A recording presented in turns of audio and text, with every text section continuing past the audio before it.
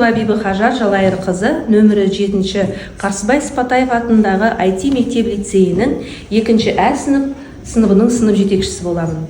Бүгін біз сіздерге сыныбымызбен мектеп ережелерін сақтаудың қысқаша үзіндісін көрсеткелі отырмыз. Қабыл алыңыздар.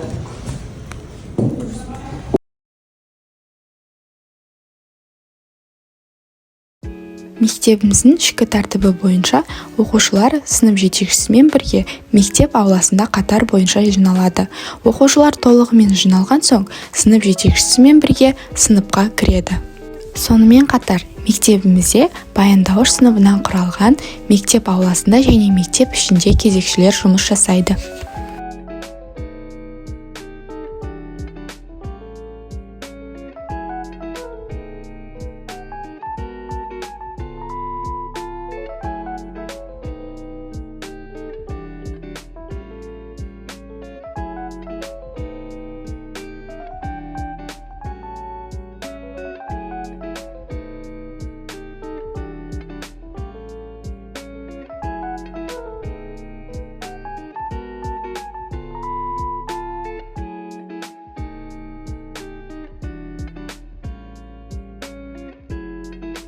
Сонымен қатар, сыныптың ішкі тәртібіне келетін болсақ, оқушылар келген кезде күртешелерін арнайы жәшіктерге, сөрелерге салады.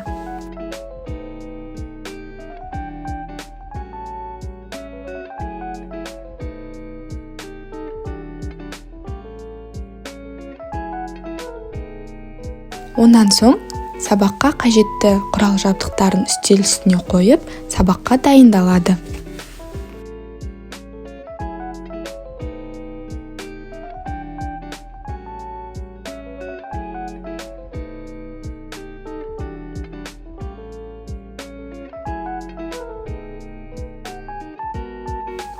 Әрбір сыныпта кезекпен кезекшілер сайланады.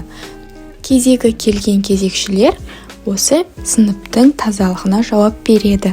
Гүлге су құю, тақтаның тазалығы, тағы да басқа гигиеналық тазалықтарға мән береді.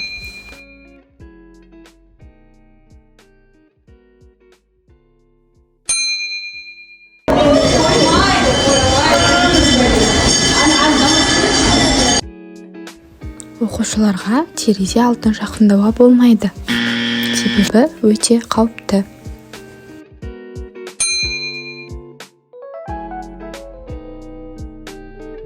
Ендігі кезекте оқушылардың асханаға бару тәртібін және ол жақта өзін ұстау ережелерін түсіндіретін боламыз.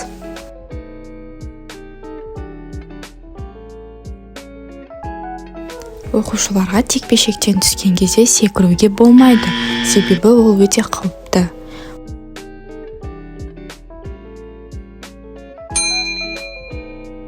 Оқушылар асханаға кірер алдын тазалықты ұстанып, қолдарын жуу қажет.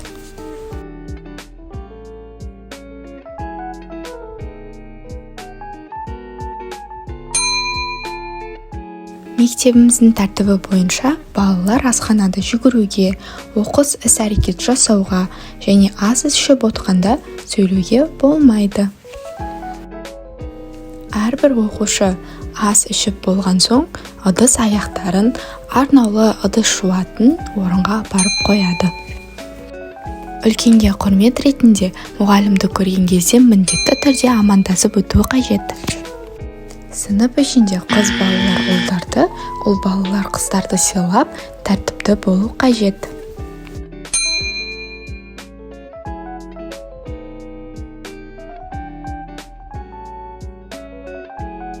Осымен біздің мектеп іші ережені көрсету видеоролигіміз аяқталды. Назарларыңызға рахмет.